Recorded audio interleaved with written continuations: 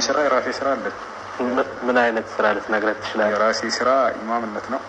ምን ኢማምነት ማሰገድ። ማሻአላህ። ኢማም የት መስጂድ ነው? ዱባይ መስጂድ አህመድ መሐመድ አልሞላ የሚባል መስጂድ አለ። ዱባይ ከተማ ማሪና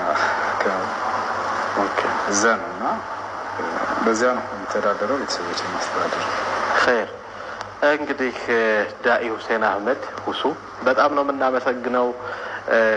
መልእክት ግን ይኖርሃል? ከኛ ምስጋና ባሻገር መልእክት አለ የምታስተላልፈው? ቀረ የምትለው ነገር ካለ ይኸው ለተመልካቾቻችን ንገራቸው። በመጀመሪያ እዚህ ቦታ ክብራቸው ስላጋበዛችሁኝ አመሰግናለሁ።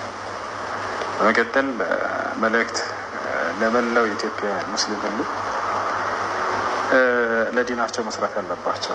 ለዲን መስራትን ሲያስቡ መጀመሪያ ራስን መለወጥ፣ ራስን እውቀትን መሰብሰብ አለ። ኢነላህ ላ ዩገይሩ ማ ቢቀውሚን ሐታ ዩገይሩ ማ ቢአንፉሲሂም እንዳለው አላህ መጀመሪያ ራስን ለውጦ ሰው በእውቀት እንትን ካለ በኋላ ሌሎችን የመለወጥን ስራ መስራትን እመክራለሁ። ከአላህ ዘንድ በላጭ ሰው ማለት ይህ ሰው ነው። ከአላህ ዘንድ በላጭ መሆንን የማይፈልግ መቼም የለም። ኸይሩኩም መን ተዐለመ አልቁርአን ወዐለመህ ከማ ቃለ ነቢ ሰለላሁ ዐለይሂ ወሰለም።